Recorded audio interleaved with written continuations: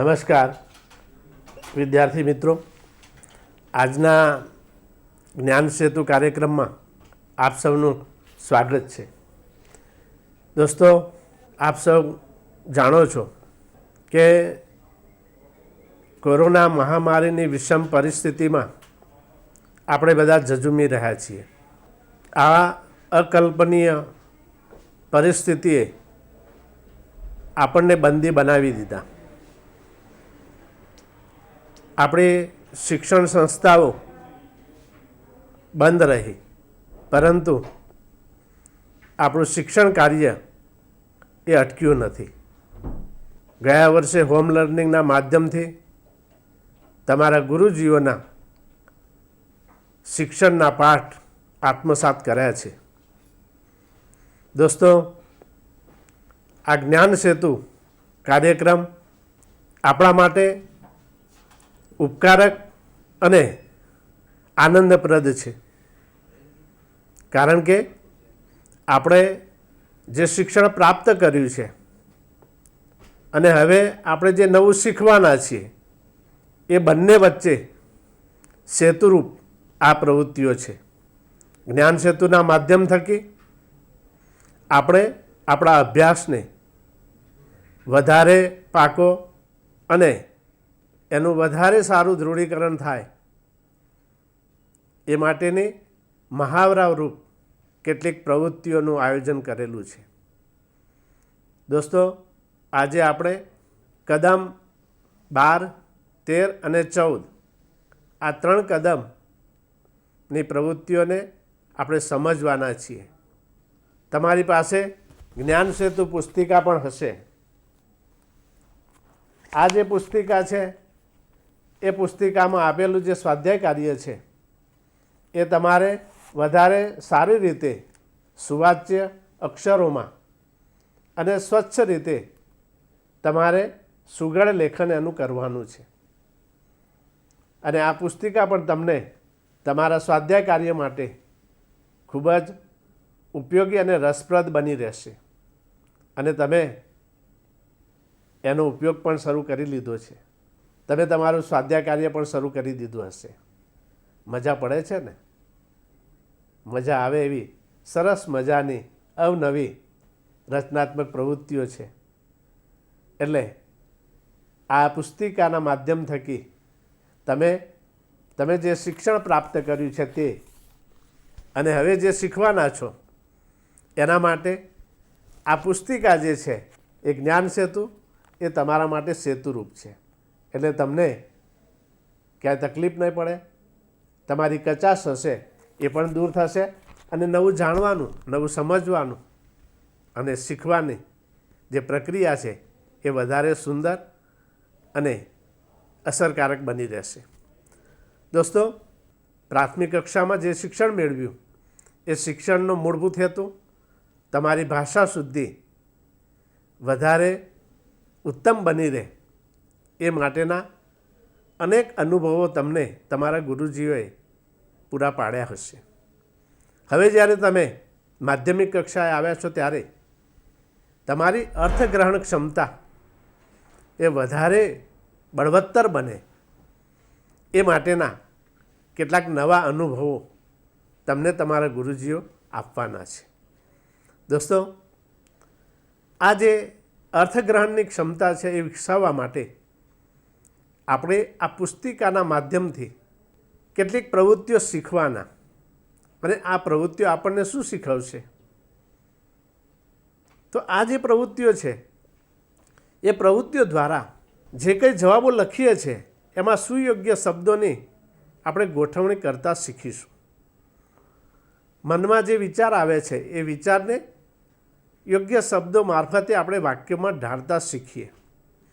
સાથે સાથે આપણે જે કંઈ રજૂઆત કરતા હોઈએ છીએ, કથન હોય કે લેખન, એ વધારે અસરકારક બને એનો પણ આપણે ખ્યાલ રાખીએ છીએ. આપણે જે કંઈ લખાણ કર્યું છે એ યથોચિત હોય, આપણી વાક્ય રચનાઓ પણ ક્લિષ્ટ ન હોય, પણ એમાંથી યોગ્ય અર્થ આપણને પ્રાપ્ત થતો હોય એવી યથોચિત વાક્ય રચનાઓનો આ મહાવરો આપણને મળી રહે છે. સાથે સાથે સાહિત્યકારો અને અવનવી સાહિત્ય કૃતિઓનો પરિચય કેળવી આપણે નવું જ્ઞાન પણ પ્રાપ્ત કરી શકીએ છીએ. આપણે કેટલાક વ્યવહારુ ઉપયોગી લેખન કરતાં પણ શીખીએ છીએ. આ બધી ક્ષમતાઓ વિકસે એટલે આપણી ભાષા પરની પકડ મજબૂત બને. આપણે ભાષામાં જો વધારે સમર્થ બનીશું તો આપણો વ્યવહાર પણ વધારે ઉત્તમ બની રહેશે. આપણે એક વ્યક્તિ તરીકે આપણા વ્યક્તિત્વને પણ વધારે અસરકારક અને પ્રભાવી બનાવી શકીશું. આ જે આપણે ક્ષમતાઓની વાત કરી એ ક્ષમતાઓને જો આપણે જોઈએ તો તમારા જ્ઞાન સેતુ પુસ્તિકામાં આપણું જે કદમ છે, કદમ 12, એની પહેલી પ્રવૃત્તિ તરફ આપણે નજર કરીશું. પ્રશ્ન 1, શાળામાં પ્રવેશોત્સવ કાર્યક્રમ દરમિયાનનું વર્ણન તમારા શબ્દોમાં લખવું. શાળાની અંદર અવનવી પ્રવૃત્તિઓ વર્ષ દરમિયાન થતી હોય છે. એ પ્રવૃત્તિઓના તમે સાક્ષી હો છો. દર વર્ષે શાળામાં પ્રવેશોત્સવનો કાર્યક્રમ યોજવામાં આવે છે. એ કાર્યક્રમ સંદર્ભે જે કંઈ આયોજન કરવામાં આવે છે એ આયોજન તમે નિહાળેલું છે. એ પ્રવેશોત્સવ કાર્યક્રમમાં તમે સહભાગી બન્યા છો. એ કાર્યક્રમ તમે નિહાળેલો છે. તમારા શાળાના પરિસરમાં પ્રવેશોત્સવ વખતનું સુંદર રળિયામણું ચિત્ર તમારા સ્મૃતિપટ પર અવશ્ય હશે. તો જરા યાદ કરો અને એ પ્રવેશોત્સવનું વર્ણન સારી રીતે 8-10 વાક્યોમાં તમે લખી શકશો. પ્રયત્ન કરશો ને? જરા યાદ કરો પ્રવેશોત્સવની શરૂઆત કઈ રીતે થઈ, એનું આયોજન કેવું હતું, એમાં શું શું કરવામાં આવી. આ બધી વિગતોને યાદ કરી અને આરંભથી અંત સુધીનું આખું જ વર્ણન, જે કંઈ કાર્યક્રમ તમે નિહાળ્યો છે એનું રસપૂર્વકનું વર્ણન તમે કરો. દોસ્તો, હવે આપણે બીજી પ્રવૃત્તિ તરફ નજર કરીએ. પ્રશ્ન 2, વિચારો કે તમારે રાવણની જેમ 10 માથા છે તો તમે કઈ કઈ ક્રિયાઓ કરવામાં મુશ્કેલી પડે અને કઈ ક્રિયાઓમાં સરળતાથી કરી શકાય. દોસ્તો, માનવ મન અવનવા તરંગો કરતું હોય છે. ક્યારે તમને આવો વિચાર આવ્યો છે ખરો કે મારે આવું હોય તો? ધારો કે તમે રાવણને જો ટીવી સ્ક્રીન ઉપર જોતા હો અથવા તો એની વાર્તા વાંચતા હો અને તમને કદાચ એના 10 માથા દેખાય અને તમે એવી કલ્પના કરો કે આવા 10 માથા મારા હોય તો કઈ કઈ મુશ્કેલીઓ પડે અને કઈ બાબતમાં સરળતા રહે. આવી કલ્પના કરશો ને? અને તમારા મિત્રો સાથે બેસો અને મિત્રોની સાથે પણ આ ચર્ચામાં સહભાગી બનાવો અને આ 10 માથા આપણને કઈ રીતે ઉપયોગી થાય અને કઈ રીતે આપણને નડે એની સામાન્ય નોંધ તો કરો. તમારા મિત્રો સાથે તમારા વિચારો વહેંચો અને આવી રમૂજ પ્રેરક કલ્પના તો કરી જુઓ. આ તો તમે સારી રીતે કરી શકશો. તો સારી રીતે સુંદર અક્ષરોમાં આ તમારી કલ્પનાને ઢાળો. હવે આપણે આગળની પ્રવૃત્તિ તરફ નજર કરીશું. દોસ્તો, પ્રશ્ન 3, નવા વર્ષના સંકલ્પો એકમના આધારે પ્રશ્નોના જવાબ લખો. તમારી સામે 4 પ્રશ્નો આપેલા છે. પહેલો પ્રશ્ન છે, બેસતા વર્ષના દિવસે તમારા મનમાં પણ કોઈ નવો વિચાર આવ્યો છે? કેવું? બીજો પ્રશ્ન છે, તમે કોઈ સંકલ્પ કર્યો છે? કયું? તે પાડી શક્યા કે નહીં? અને ત્રીજો પ્રશ્ન છે, લોકો બાધાઓ શા માટે રાખે છે? અને એ પછીનો ચોથો પ્રશ્ન છે, આ એકમને અન્ય નામ આપવાનું હોય તો શું આપશો? તમારા ગુજરાતીના પાઠ્યપુસ્તકમાં નવા વર્ષના સંકલ્પો નામનો સરસ મજાનો હાસ્ય નિબંધ છે. તમે ભણ્યા છો. લેખકનું નામ પણ તમને યાદ હશે. યાદ છે ને? બકુલ ત્રિપાઠી. દોસ્તો, લેખકે આ હાસ્ય નિબંધમાં માનવ મનની જે નબળાઈ છે એ નબળાઈ તરફ કટાક્ષ કર્યો છે. તમને યાદ હશે કે દર વર્ષે નવું વર્ષ આવે છે ત્યારે મનમાં અવનવા સંકલ્પો લેવાનો જુસ્સો આવી જાય છે.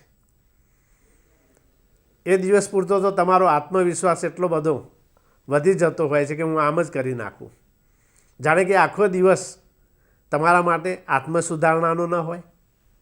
મારી જાતને હું સુધારી નાખું, નવા નવા સંકલ્પો લઉં. પણ એ સંકલ્પ તમે લો પણ કેટલો સમય ટકે છે એ તમને ખ્યાલ હશે. આવા અનુભવ કર્યા છે? કર્યા જ હશે. કારણ કે દર વર્ષે આપણે આવા નવા સંકલ્પોની ગાંઠ વાળીએ છીએ, પણ એ વાળેલી ગાંઠ લાંબો સમય ક્યાં ટકે છે એ તો ખ્યાલ છે ને? જરા યાદ તો કરી જુઓ. આવા સંકલ્પો લીધા હતા અને લીધા પછી એ સંકલ્પો ચિરંજીવ રહ્યા છે કે કેમ? લેખકે તો પોતાની જાત દ્વારા લીધેલા સંકલ્પો અલ્પજીવી નીવડે છે એનું સુંદર વર્ણન કર્યું છે. અને આ જ્યારે તમે લખો છો ત્યારે તમે ફરીથી એ પાઠ્યપુસ્તકનો હાસ્ય નિબંધ ફરીથી વાંચી તો જુઓ, મજા આવશે. અને એની સાથે સાથે આપેલા જે પ્રશ્નો છે એ પ્રશ્નોના જવાબ એ પાઠ્યપુસ્તકનો સંદર્ભ લઈને લખવાના છે, પણ એ તમારા અનુભવો છે. પાઠ્યપુસ્તકમાં એના જવાબો નથી, તમારે વિચારવાના છે. અને એ પ્રશ્નોના જવાબ તમે બખૂબીથી લખવાનો પ્રયત્ન કરો. હવે આપણે આગળની પ્રવૃત્તિ તરફ નજર કરીશું. પ્રશ્ન 4. તમને સાન્તા ક્લોઝ મળે તો તમે તેમને કેવા પ્રશ્નો પૂછશો? તે કેવા જવાબ આપશે? સંવાદ લખો. દોસ્તો, સાન્તા ક્લોઝ નામ તો સાંભળ્યું જ છે ને? અને એ નામનો ઉચ્ચાર કરતાની સાથે તમારી આંખ આગળ એક અદ્ભુત વ્યક્તિનું ચિત્ર ઊભું થશે. લાલ ટોપી હશે, લાલ જબ્બો હશે, ખભે ભેટ ભરેલો થેલો હશે અને ગજવામાં ચોકલેટ હશે. યાદ તો છે ને? આવા રમૂજી દાદાનું ચિત્ર તમારા માનસપટ પર આવ્યું ખરું? અને સાન્તા ક્લોઝ નામ પડે એની સાથે સાથે પેલો તહેવાર પણ તમને યાદ આવે. યાદ આવે છે? 25 ડિસેમ્બર એટલે નાતાલ. અને નાતાલના દિવસોમાં સાન્તા ક્લોઝ આપણને ઠેર ઠેર જોવા મળે, કારણ કે આજનો તો કોર્પોરેટ યુગ છે.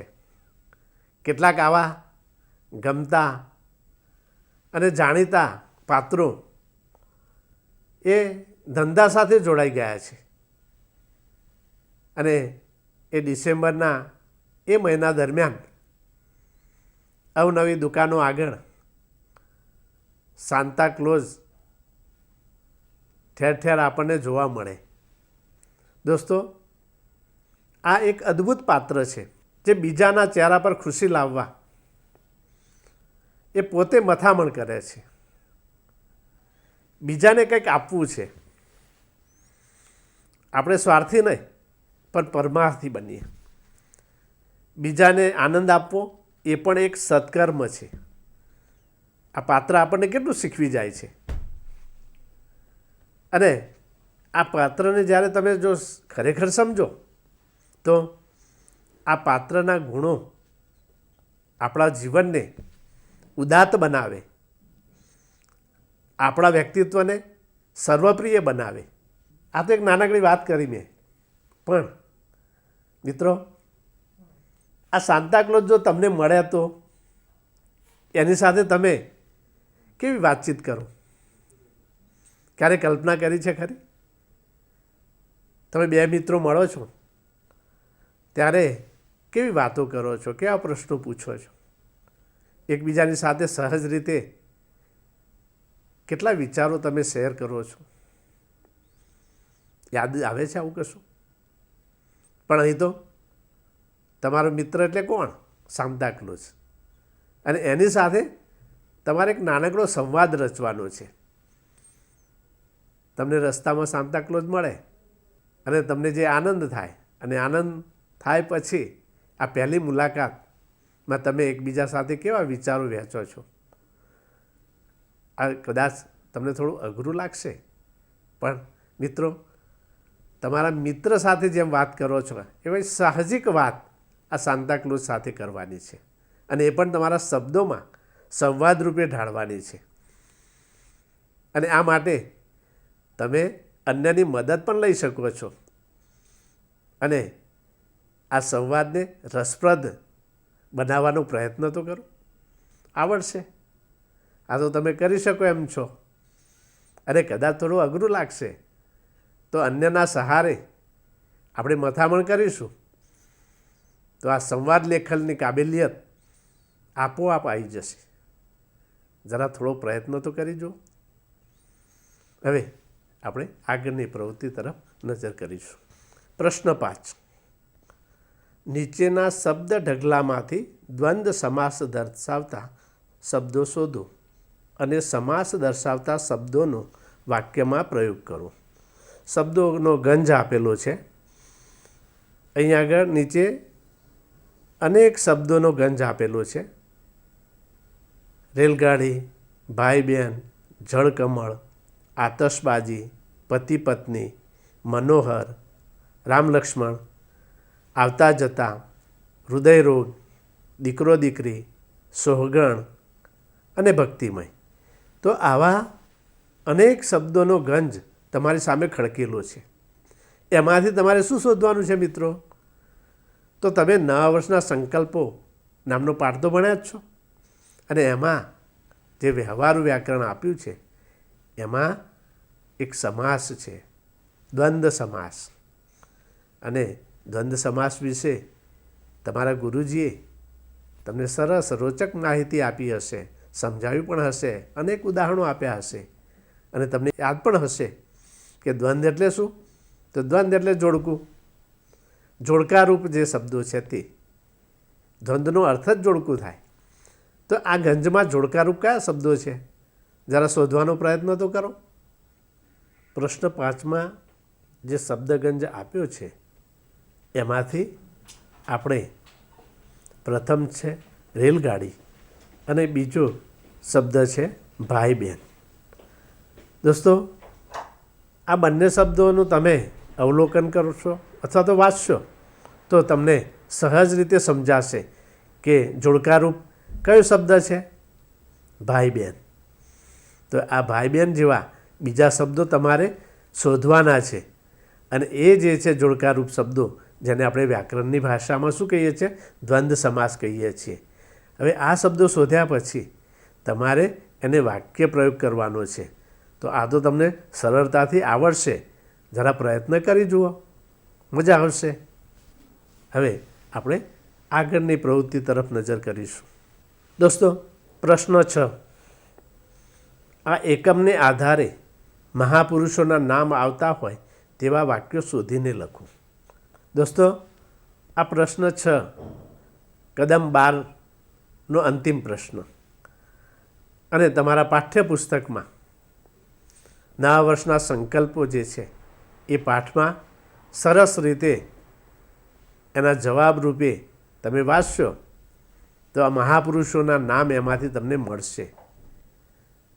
કદાચ તમે એ ભૂલી ગયા હો તો ફરીથી તમારે ધોરણ 8નું ગુજરાતીનું પાઠ્યપુસ્તક લેવાનું, અને એમાં ફરીથી નવા વર્ષના સંકલ્પો નામનો જે હાસ્ય નિબંધ છે એ તમે વાંચો, અને એમાંથી આ મહાપુરુષોને લગતા વાક્યો શોધો. તો તમને એ સરળતાથી એમાંથી જવાબ રૂપે મળી જશે. આ થોડો પ્રયત્ન કરી જુઓ, વાંચો અને સમજો. હવે આગળ આપણે કદમ 13 તરફ નજર કરીશું. પ્રશ્ન 1, ચિત્ર પરથી વાર્તા બનાવો. દોસ્તો, કદમ 13માં તમારી સામે ચિત્ર આપેલું છે. દોસ્તો, આ ચિત્રનું અવલોકન જો કરશો તો એમાં સરસ મજાનું એક ચિત્ર છે અને એ ચિત્ર જોતાની સાથે તમને વાર્તા પણ યાદ આવી ગઈ હશે. 2 હંસ છે, હંસની ચાંચમાં લાકડી છે અને વચ્ચે શાનું ચિત્ર છે? યાદ છે ને? જોતાની સાથે તમને ખબર પડી ગઈ, કાચબો. અને નીચે નદીમાં શું છે? તો મગર છે. તો આ ચિત્ર જોયા પછી તમારે સરસ મજાની એક ટચુકડી વાર્તા લખવાની છે. આ તો આવડશે ને, કારણ કે આ વાર્તા તો તમે સાંભળેલી પણ છે, કદાચ વાંચી પણ હશે. ખ્યાલ છે ને? એટલે હું આગળ વાત નથી કરતો, પણ વાર્તા જ્યારે તમે લખો છો મિત્રો, ત્યારે એનો આરંભ પણ સરસ હોય, શરૂઆત સારી હોય, એને મધ્ય ભાગ પણ રસપ્રદ હોય અને એનો અંત પણ આવો સુંદર હોય, જે બોધપ્રદ હોય. આખરે તો તમારે ઓછા વાક્યોમાં આ ટચુકડી વાર્તાને તમારે કલ્પનાના રંગોથી તમારે એને સજાવવાની છે.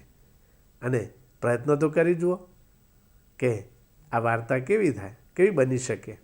અને એનો બોધ પણ નીચે અવશ્ય લખજો, જેથી આપણને આ ચિત્ર વાર્તામાંથી જે જીવનબોધ મળ્યો છે એ પણ આપણને સમજાય. આ તો કરશો ને? આ તો તમે સારી રીતે લખી શકવાના છો. તો દોસ્તો, હવે આગળની પ્રવૃત્તિ તરફ નજર કરીશું. પ્રશ્ન 2, નીચેનો ફકરો વાંચો અને પ્રશ્નોના જવાબ લખો. તો મિત્રો, તમારી સામે આ એક પરિચ્છેદ આપેલો છે, ફકરો આપેલો છે. અને એ ફકરો તમે વાંચો જુઓ, મનમાં જરા વાંચી જુઓ. વલ્લભભાઈના પિતા ખેડૂત. પિતાજી હળ હાંકે ત્યારે વલ્લભભાઈ 1થી ભલા 2 એમ કહીને તેમને ટેકો કરે. ચાલતા જાય અને અભ્યાસ કરતા જાય. એકવાર તેમને પલાખા તૈયાર કરવાનું સ્વાધ્યાય મળેલું. એ સ્વાધ્યાય તેમણે પિતાજી સાથે ખેતરમાં જ તૈયાર કરવાનો નિર્ણય લીધો. હળ પાછળ ચાલતા ચાલતા પલાખામાં ધ્યાન એટલું પરોવાઈ ગયું કે પગમાં કાંટો વાગ્યો છે એનું સહેજ પણ ભાન ના રહ્યું. કાંટાની વેદના સહેજ પણ વર્તાય નહીં. એટલા તો મગ્ન, એટલા તો તન્મય કે પિતાજીએ ધ્યાન દોર્યું ત્યારે એમનું ધ્યાન ભંગ થયું. પુત્રના પગમાં લોહી નીકળતું જોઈ પિતાજીએ ઘા પર પાંદડા લગાવી લોહી વહેતું અટકાવ્યું. તેમનો જીવ બળ્યો અને સાથે પુત્રની સ્થિરતા અને શીખવા પ્રત્યેની રુચિ જોઈ તેઓની છાતી ફૂલાઈ. આ તો એક પરિચ્છેદ છે, ફકરો છે. અને ફકરો આપણા આદર્શ ગણીએ એવા લોખંડી પુરુષ સરદાર સાહેબના જીવનની આ ઘટના છે. સરદાર સાહેબનું વ્યક્તિત્વ અને એમના જીવન કાર્યોથી તમે સૌ પરિચિત છો. સામાન્ય વ્યક્તિ પોતાના જીવનમાં કેટલાક સદ્ગુણો કેળવીને મહાનતાને પ્રાપ્ત કરે છે. મહાનતા એમને એમ સાધ્ય નથી. મહાનતા પ્રાપ્ત કરવા માટે આપણે કેટલાક સદ્ગુણો આપણા જીવનમાં સ્થિર કરવા પડે. આ પરિચ્છેદ વાંચતા તમને સમજાયું હશે કે સરદાર પટેલની જે અભ્યાસ પ્રત્યેની જે રુચિ છે એ કેવી છે. આપણને પણ શીખવા મળે એવું છે. તો દોસ્તો, આ ફકરાને ધ્યાનમાં રાખીને 4 પ્રશ્નો આપેલા છે. એમાં પહેલો પ્રશ્ન છે, ફકરામાંથી એક કહેવત શોધો અને તેવો અર્થ ધરાવતી અન્ય કહેવત લખો. બીજો પ્રશ્ન છે, કામ કરતાં કરતાં તમે કેવી રીતે ભણી શકો. પ્રશ્ન 3, કંઈક ઈજા થાય ત્યારે તમે કેવા ઘરેલું ઉપચાર કરો છો. અને ચોથો પ્રશ્ન છે, આ ફકરાને શીર્ષક આપો. દોસ્તો, આ પરિચ્છેદ તમે ધ્યાનથી વાંચ્યો હશે તો એમાં તમને કહેવત અને રૂઢિપ્રયોગો એમાં તમને જોવા મળ્યા હશે. કહેવત અને રૂઢિપ્રયોગ વિશેની સમજ તમારા ગુરુજીએ સરસ રીતે તમને સમજાવી હશે. રૂઢિપ્રયોગ શું કરે તો આપણી ભાષા જે છે, આપણી જે રજૂઆત છે એને શક્તિશાળી બનાવે. ઓછા શબ્દોમાં આ કહેવત આપણને ઘણું બધું કહી જાય. એ જ રીતે રૂઢિપ્રયોગો પણ આપણા કથનને સચોટ બનાવે. આ પરિચ્છેદમાંથી તમારે કહેવત શોધવાની છે અને તો વાંચશો એટલે તરત જ તમને કહેવત એ દેખાશે અને એના જેવી તમારે એ જ અર્થ ધરાવતી બીજી કહેવત પણ તમારે વિચારવાની છે. થોડો મહાવરો તો કરી જુઓ. અરે કદાચ તમે એમાં પાછા પડો તો તમારા ભાઈ બહેન હોય, માતા પિતા હોય કે ગુરુજી, એની મદદ લેવાની. પણ આપણે શીખવું છે મિત્રો. આપણે મથામણ કરીશું, મંથન કરીશું, વિચારીશું તો આપણને એમાંથી નવું જાણવા મળશે.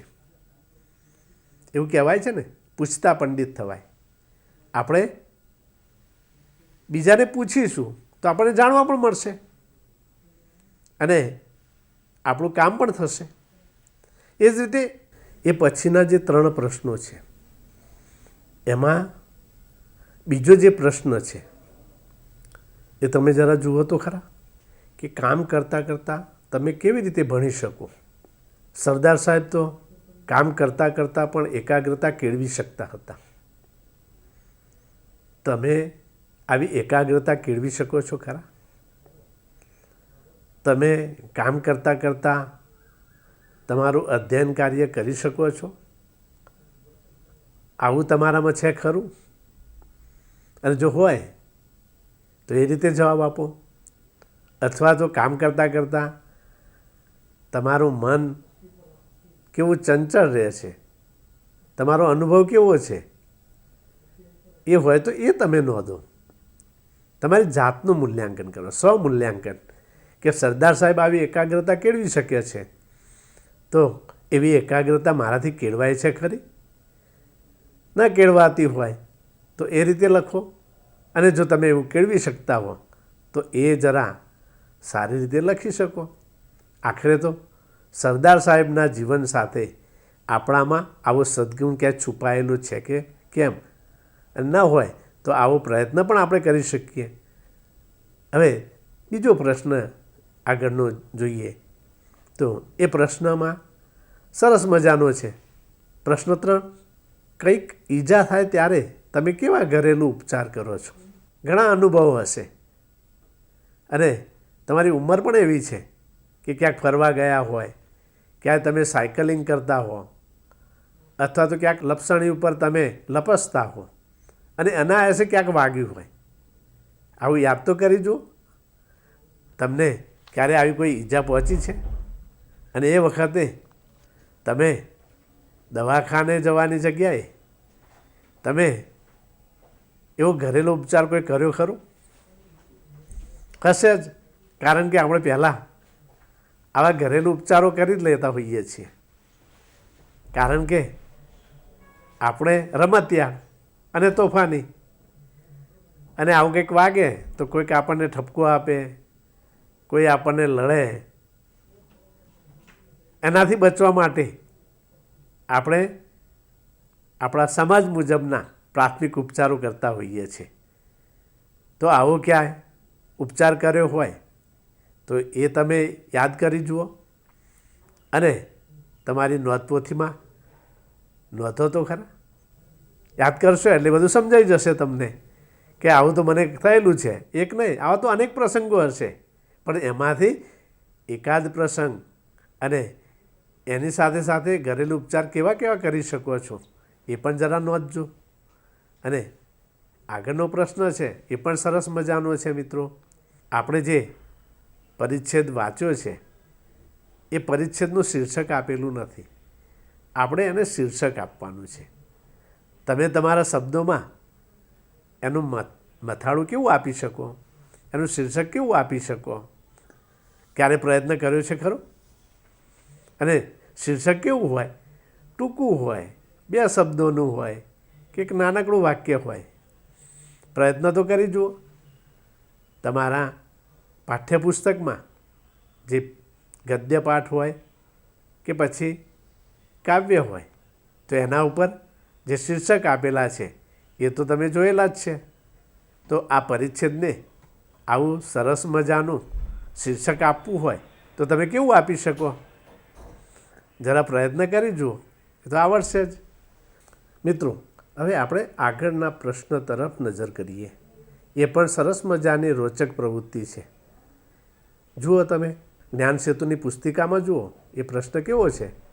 પ્રશ્ન 3. શરૂઆત કરીએ ગઝલના આધારે પ્રશ્નોના ઉત્તર લખો. ધોરણ 8ના ગુજરાતી પાઠ્યપુસ્તકમાં શરૂઆત કરીએ નામની સુંદર મજાની હર્ષ બ્રહ્મભટ્ટની ગઝલ છે. આ તો ભણ્યા છો ને? એના પ્રશ્નોના જવાબ પણ તમે આપ્યા હશે.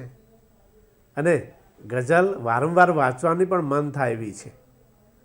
એ ગઝલ તમે સમજ્યા છો ને? સરસ રીતે સમજ્યા હશો. કવિ આપણને શીખ આપે છે કે જીવનમાં મુશ્કેલીઓ આવે, એ મુશ્કેલીઓની સામે સફળતાપૂર્વક કઈ રીતે જીવી શકાય, મુશ્કેલીઓનો સામનો આપણે કઈ રીતે કરી શકીએ. અને સાથે સાથે મિત્રો, આ ગઝલ આપણને શું કહે છે કે બહાર તો આપણે સરસ મજાના સુંદર દેખાવા પ્રયત્ન કરીએ છીએ, પણ કવિ આપણને આગળ પણ ચીધે છે કે બહાર જેટલા આપણે સુંદર દેખાઈએ છીએ એવું આપણું અંદરથી પણ એટલા જ સુંદર અને ગમતીલા વ્યક્તિત્વને આપણે ખીલવવાનું છે. આખી ગઝલને તમે જો સારી રીતે વાંચો અને સમજો તો તમને એમાંથી ઘણું બધું જાણવાનું તો ખરું જ, પણ જીવનની અંદર ઉતારવાનું પણ એમાંથી આપણને મળશે. આપણું જીવન કેવું હોય, આપણું વ્યક્તિત્વ કેવું હોય, એ કેળવવા માટેનો બોધ પણ કવિશ્રી હર્ષ બ્રહ્મભટ્ટે સરસ મજાની રમતિયાળ શૈલીમાં આપણને સમજાવી દીધું છે. અને એની સાથે જોડાયેલા કેટલાક પ્રશ્નો પણ છે. એ પ્રશ્નો તમારે આ ગઝલને સમજીને પછી લખવાના છે. તો એ હવે આપણે એ પ્રશ્નો તરફ નજર કરીએ. દોસ્તો, પ્રશ્ન 1. તમે મુશ્કેલીમાં છો તો તેને દૂર કરવા કેવા પ્રયત્નો કરશો? કેમ?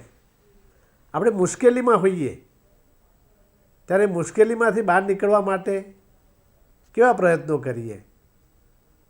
મુશ્કેલી આવી છે ખરી? તમારા વિદ્યાર્થી જીવનને લગતી નાની નાની મુશ્કેલી હશે. મુશ્કેલી તો દરેકના જીવનમાં આવે. કહેવાય છે ને કે સુખાની ચ દુઃખાની ચક્ર પરિવર્તતે. નાના હોઈએ તો આપણે નાની મુશ્કેલી હોય, જેમ જેમ મોટા થઈએ એમ આપણા જીવનનું ફલક પણ વિસ્તરતું જાય અને મુશ્કેલીઓનો વ્યાપ પણ વધતો જ જાય. જેમ જેમ આપણે મોટા થતા જઈએ એમ મુશ્કેલીનું સ્વરૂપ બદલાતું હોય. પણ અત્યારે તમારા વિદ્યાર્થી કાળમાં તમે આવી કોઈ મુશ્કેલી અનુભવી ખરી? અને એમાંથી માર્ગ શોધ્યો હોય તો કેવો માર્ગ શોધ્યો તમે? એ મુશ્કેલીમાંથી બહાર નીકળવા માટે કેવા પ્રયત્નો કર્યા? આ માત્ર તમારે વિચારવાનું છે. અને આવો અનુભવ હોય તો એ અનુભવને શબ્દદેહ આપવાનો છે. એ અનુભવને તમારે શબ્દોમાં ઢાળવાનો છે કે મારા જીવનમાં આવી એક ઘટના બની અને એમાંથી નીકળવા માટે મેં આવો પ્રયત્ન કર્યો. આ તો તમે કરી શકશો. એ પછીનો બીજો પ્રશ્ન આપણે જોઈએ. દોસ્તો, બીજો પ્રશ્ન છે, દુઃખોથી હારી જવાને બદલે દુઃખોને જ હરાવી દેવા એ ભાવ દર્શાવતી પંક્તિ કાવ્યમાંથી લખો. આ તો સરસ છે. તમે કવિતાનું ભાવવાહી પઠન કે ગાન તો કર્યું હશે અને એનો અર્થાનુસારી સાર પણ તમે સમજ્યા હશો. દરેક પંક્તિની સમજૂતી તમે સમજવાનો પ્રયત્ન કર્યો હશે. તો આ પ્રકાર નો ભાવ કઈ પંક્તિમાં છે એ તમે શોધો. કદાચ તમને એમાં થોડી મૂંઝવણ જણાય તો તમારે સમજને પાકી કરવા માટે તમારા ભાઈ બહેન કે અન્યની મદદ તમે લઈ શકો છો, અને આ તો તમને આવડશે જ. એ પછી ત્રીજો પ્રશ્ન પણ મજાનો છે. તમે કોઈ 2 પંક્તિની રચના કરો છો તો તેને ગઝલનો શેર કહી શકશો? કેમ? મિત્રો, તમને તમારા શિક્ષકે આ ગઝલના સાહિત્ય સ્વરૂપની ચર્ચા પણ કરી હશે, સમજાવી હશે. તમે કોઈ પંક્તિ 2 લખી દો તો એ પંક્તિને ગઝલનો શેર કહી શકાય. એના લક્ષણો શું હોય, એની ઓળખ શું હોય, આ તમને સમજાવી હશે, અને એ મુજબ આનો તમે તમારી રીતે મૌલિક જવાબ લખી શકશો. એ પછી આગળના પ્રશ્ન તરફ આપણે નજર કરીએ. પ્રશ્ન 4 છે, તમે પુષ્પ છો અને તમારે બધું સુવાસિત કરવાનું છે, એવો ભાવ કઈ પંક્તિમાં રજૂ થયો છે? આ પણ મેં વાત કરી એમ આ ગઝલનો ભાવાર્થ તમે સમજશો અને દરેક પંક્તિની સમજૂતીને સમજવાનો પ્રયત્ન કરશે તો તરત જ તમારે નજરમાં આ પંક્તિઓ ચડી જશે. તો અંદર જે પાઠ્યપુસ્તકમાં જે રીતે આ પંક્તિઓ લખેલી છે એ જ રીતે તમારે એ પંક્તિઓને અહીં આગળ જવાબરૂપે લખવાની છે, અને એ તો તમે શોધી શકશો. સહજ છે, સરળ છે, અને એ પછીનો આગળનો પ્રશ્ન પણ આવો રોચક છે. આપણે આંતરિક સૌંદર્ય ખીલવવા શું કરવું જોઈએ? આપણે આ ગઝલમાં અગાઉ પણ આની ચર્ચા આપણે કરી છે કે કવિશ્રી આપણને એ પણ શીખ આપે છે કે બાહ્ય દેખાવને સુંદર કરવા માટે આપણે ઘણી બધી મથામણ કરતા હોઈએ છીએ. ઘણા બધા સૌંદર્ય પ્રસાધનોનો આપણે ઉપયોગ કરતા હોઈએ છીએ, કારણ કે આપણું વ્યક્તિત્વ વધારે નિખરે, વધારે સુંદર, ઓજસ્વી લાગે. પણ એનાથી વિશેષ વાત તો એ છે કે બહાર જેવા આપણે છીએ સુંદર, એનાથી પણ અદકેરા સુંદર આપણે અંતર્મનથી થવાનું છે. અને કવિ આપણને એ સમજાવે છે કે બહાર જેમ ઉજળા છીએ એમ આપણે અંતરથી પણ ઉજળા થઈએ. તો આ માટે આપણે શું કરી શકીએ? વિચારશો ને? અરે કશું ન સમજાય તમને મિત્રો તો તમારા માતા પિતાની પાસે બેસો, એમને પૂછો તો તમને કેટલીક સારી અને ઉન્નત વાતો પણ એમની પાસેથી જાણવા મળશે. અને એથી વિશેષ તમારા ગુરુજી તો છે જ, એમને પૂછો, થોડી મથામણ કરો, અને જે મથે છે એ કંઈક પ્રાપ્ત કરે છે. અને સાથે સાથે આપણને એ વાત પણ સમજાશે કે મારે મારા જીવનને ઉન્નત બનાવવાનું છે, મારા જીવનને એ વધારે શ્રેષ્ઠ અને સર્વપ્રિય બને એ માટે આવા સદ્ગુણો સહજ રીતે મારા જીવનમાં આત્મસાત થાય એ માટે હું આવું ન કરી શકું. તો એવું જો વિચારશો તો તમે સંકલ્પબદ્ધ થશો અને તમારા વ્યક્તિત્વને વધારે ઓજસ્વી અને તેજસ્વી બનાવી શકશો. અને એ પછીનો આગળનો પ્રશ્ન આપણે જોઈએ. તમને મંચ પર શ્રેષ્ઠ ગઝલકાર પારિતોષિક પ્રાપ્ત થાય છે તો આ સફળતા માટેની તમારી લાગણી વ્યક્ત કરો. દોસ્તો, આ પણ કેવો સરસ મજાનો પ્રશ્ન છે. તમે તમારા શાળા સંકુલમાં આવી અનેક ઘટનાઓ તમે નિહાળી હશે, અનેક પ્રસંગો તમે જોયા હશે, અથવા તો તમે ખુદ કોઈ સારું કામ કર્યું હશે તો તમારું સન્માન પણ થયું હશે. આ ક્ષણો યાદ છે? તમારું સન્માન થયું હોય અથવા તો તમારા મિત્રનું સન્માન થયું હોય. કદાચ તમારા મિત્રનું સન્માન તમે જોયું હોય તો તમને એવી અંદરથી એવી એક લાલસા જાગી હશે કે મારું પણ સન્માન થાય તો ખરું. અરે કદાચ ઘેર જઈને આનો મહાવરો પણ કર્યો હશે કે તમે કોઈ ગિફ્ટ લો છો અને તમે મોબાઈલ પર એનો ફોટો પાડો છો. કેવી આનંદની અનુભૂતિ છે. તો અહીંયા આગળ તો આ ગઝલ ભણતા ભણતા, ગઝલનો અભ્યાસ કરતાં કરતાં તમે પણ આવા શ્રેષ્ઠ ગઝલકાર બની શકો. અને જો તમારું સન્માન થાય તો આવી આનંદની ક્ષણ એ તમારી કલ્પનામાં રચવાની છે.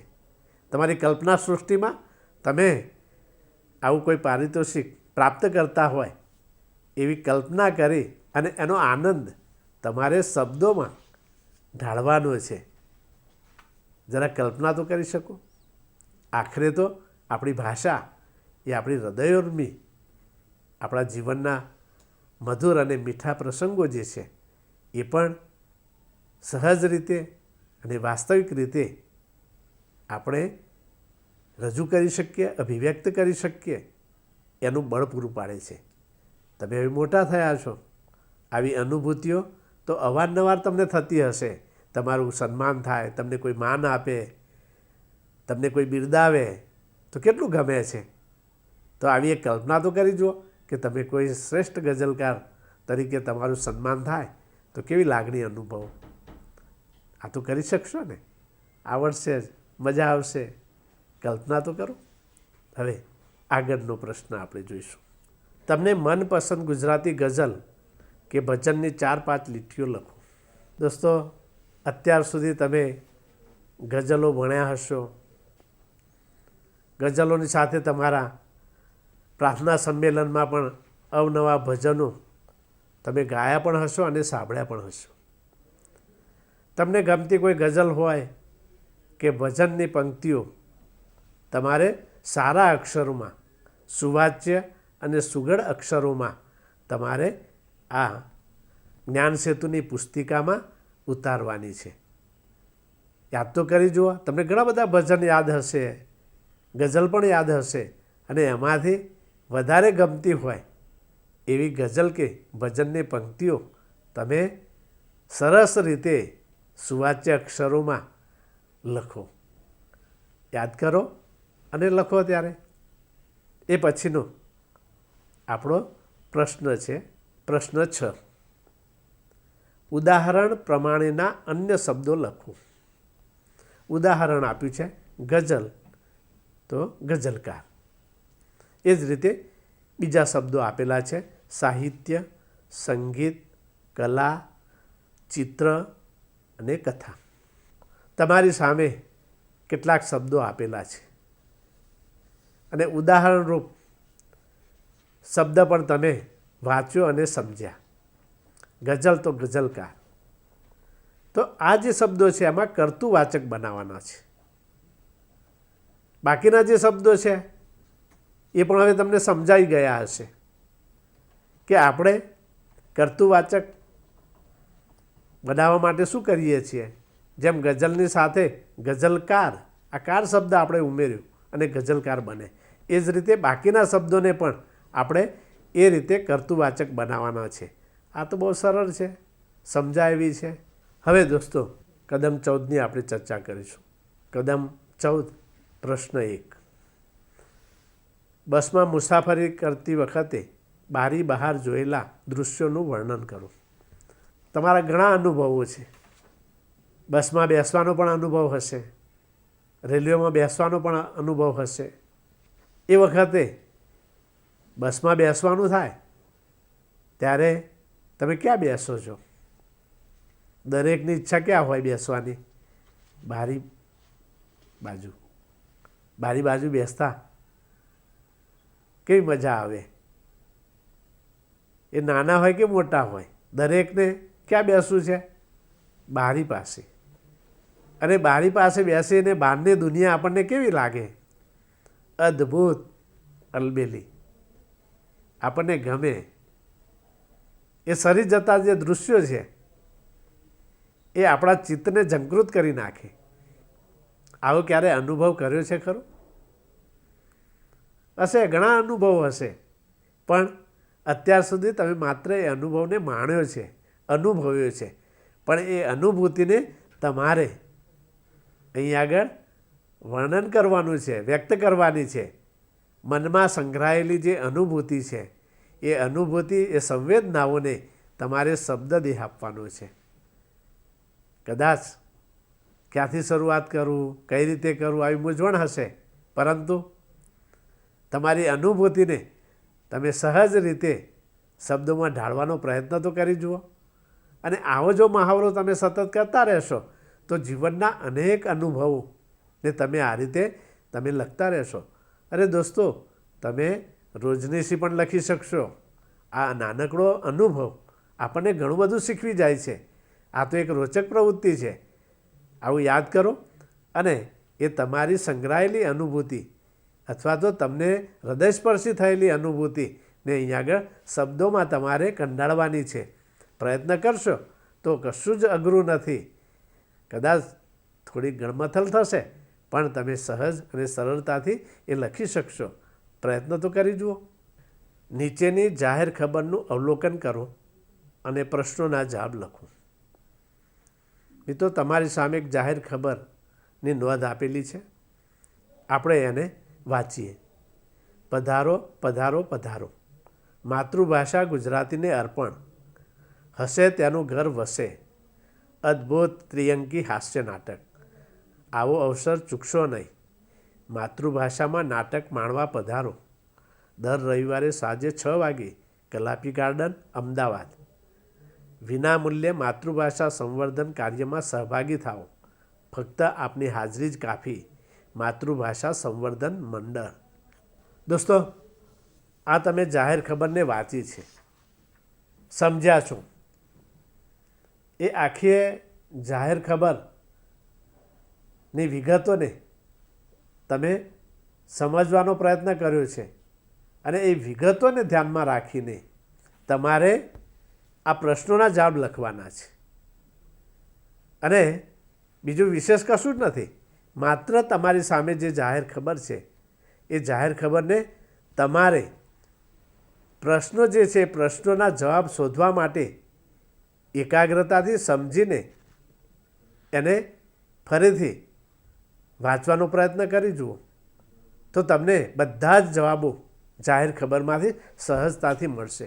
દોસ્તો, વ્યવહારમાં પણ આવા અનેક પ્રકારના ચોપાનિયા અથવા તો જાહેરાતના પેમ્પલેટ તમે જોયા હશે.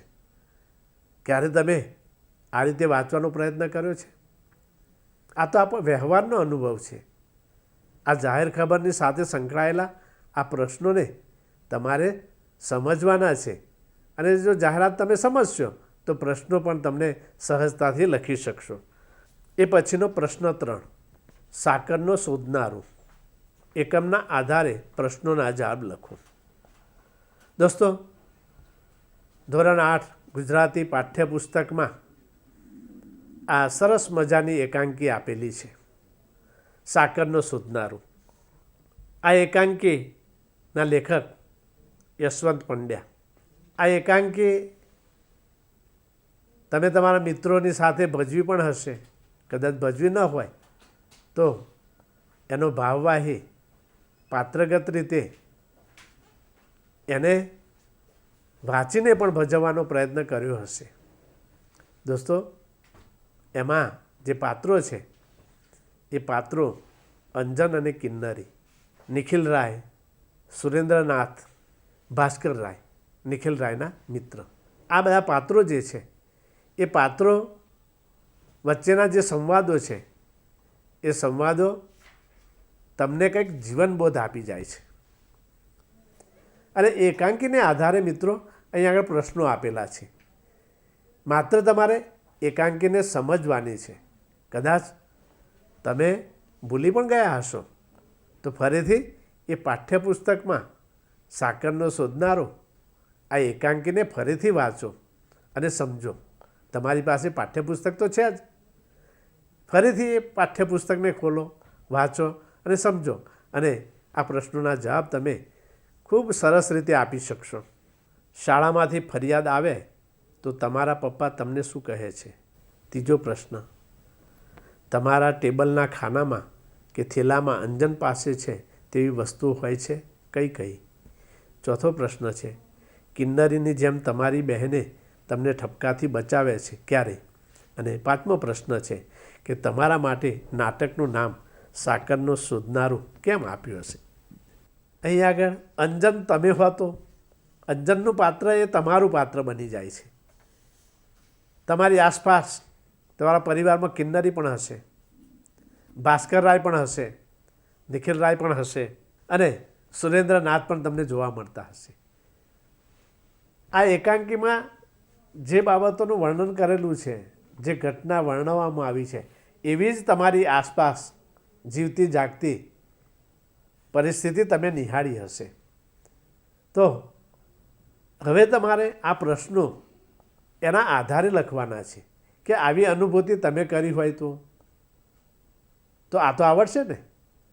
તમે જો અંજનને સમજ્યા હશો, કિન્નરીને સમજ્યા હશો, કે ભાસ્કર રાયને તમે જોયા હોય, અથવા તો એવા વર્તન વ્યવહારો તમારી આજુબાજુ જોયા હશે તો તમને સમજાશે. તો એ પ્રશ્નો પણ તમે લખી શકશો. કદાચ ન સમજાય તો અન્યની મદદ પણ લઈ લો અને સરસ રીતે આ એકાંકીને સમજો અને એના પ્રશ્નો લખો. સાકરનો શોધનારો નામની એકાંકીમાંથી એક સરસ મજાનો રસપ્રદ પ્રશ્ન તમારી સામે છે. પ્રશ્ન 4. નાટકમાં કયા પાત્રના વર્તનમાં તમને કયા સુધારા લાવવા ગમશે, કેમ? દોસ્તો, આ એકાંકી તો તમે સરસ રીતે ભણ્યા છો અને તમારી પોતીકી એકાંકી છે. આ એકાંકીમાં અંજનનો અનુભવ એ તમારો છે, તમારા પરિવારનો છે, એ તમે સમજી શકો અને અનુભવી શકો એવા છો.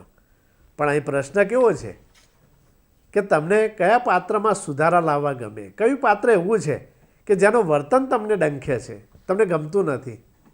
યાદ કરી જુઓ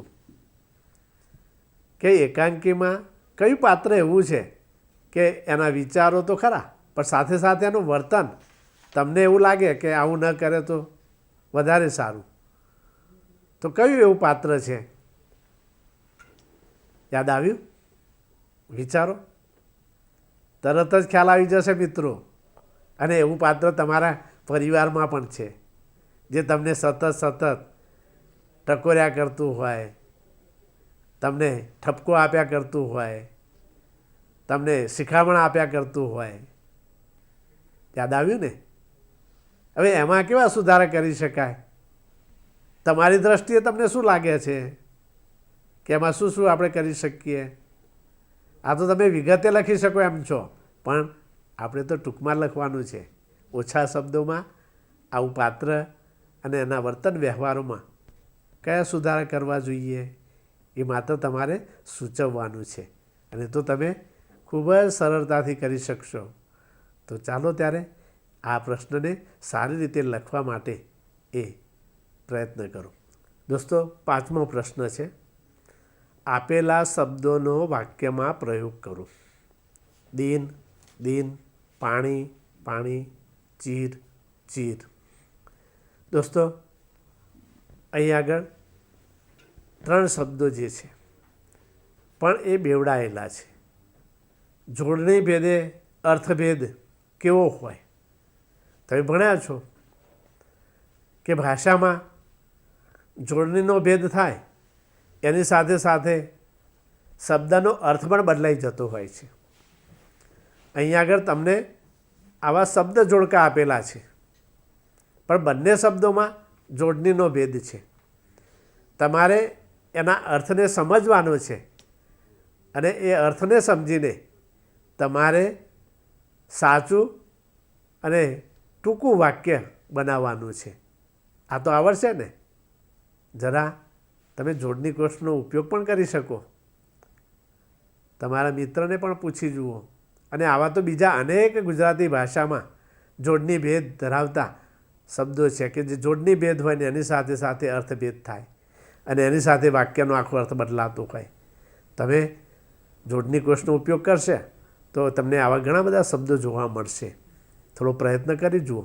આ તો બહુ સરળ છે, માત્ર તમારે સમજીને એને વાક્યમાં પ્રયોજવાના છો, અને આ તો તમે ઉત્તમ રીતે કરી શકશો. પ્રશ્ન 6. સાકરનો શોધનારું નાટકમાં જ્યાં કૌંસનો ઉપયોગ થયો છે તેમાં રૂઢિપ્રયોગ છે તે શોધીને લખો. સાકરનો શોધનારો એકાંકી અને એમાં કૌંસમાં આપેલા જે વાક્યો છે એમાં અવનવા રૂઢિપ્રયોગો લેખકે પ્રયોજ્યા છે. તમારે એ કૌંસમાં આપેલા વાક્યોને સમજવાના છે અને એમાં રૂઢિપ્રયોગ ક્યાં છે એ તમારે જોવાને સમજવાનો પ્રયત્ન કરવાનો છે અને જે રૂઢિપ્રયોગો છે એને તમારે નોંધવાના છે, એના અર્થને પણ તમારે સમજવાનો છે. એટલે કે એ રૂઢિપ્રયોગ શોધો અને એનો અર્થ પણ લખો. અને જ્ઞાન સેતુની પુસ્તિકા છે એમાં સારા અક્ષરે સુવાચ્ય પણ હોય અને સુઘડ હોય એ રીતે તમારું લખાણ કરો. તો દોસ્તો, આજે આપણે કદમ 12, કદમ 13 અને કદમ 14 આ 3 કદમનો સુપેરે અભ્યાસ કર્યો છે, સમજવાનો પ્રયત્ન કર્યો છે. અને આ સાંભળતા અને વાંચતા તમને મજા આવી હશે અને આવી અવનવી પ્રવૃત્તિઓ પણ તમે હવે કરતા શીખી જશો. તમે જેમ જેમ હવે તમારો અભ્યાસ આગળ વધારશો એમ તમને આવું વિચારવાની પણ એક ટેવ પડશે. આ જે બધા પ્રશ્નો છે એ પ્રશ્નો આપણે જે સ્વાધ્યાયમાં જે કામ કરીએ છીએ એના કરતાં પણ કંઈક વિશેષ રીતે આપણી આંતરખોજ કરે એવી છે, આપણી સ્વસૂઝને વધારે એવી છે. આપણે મનન કરતા થઈએ, વિચારતા થઈએ અને આપણી ભાષાને વધારે સુંદર અને અસરકારક બનાવીએ. આવા પ્રયત્નો કરશો તો અચૂક તમારી ભાષા પણ વધારે શિષ્ટ અને એ રસાળ બની શકશે. આ ભાષાનો મહાવરો આપણી કાબેલિયતને વધારે દીપાવશે. એટલે આજે આ જે મહાવરો કર્યો છે એને તમે વધારે રસપૂર્વક અને આનંદ અને ઉમંગથી કરવાની છે. આપણે પેલા સાન્તાક્લોઝની વાત તો કરી હતી ને, એવું કંઈ કરવાનું છે. આપણા જીવનને પણ આવું આનંદભરી બનાવવાનું છે. અને આજે આપ સૌને મળવાનો ખૂબ જ આનંદ થયો છે અને મને વિશ્વાસ છે કે તમે તમારા કામને વધારે સુંદર અને સારું બનાવશો અને પ્રયત્ન કરો, ઉત્તમ બનશે. આપ સૌને મળવાનો આનંદ. આ સાથે આવતા એપિસોડમાં આપણે ફરીથી મળીશું. ત્યાં સુધી આપની રજા લઉં છું. નમસ્કાર, ધન્યવાદ.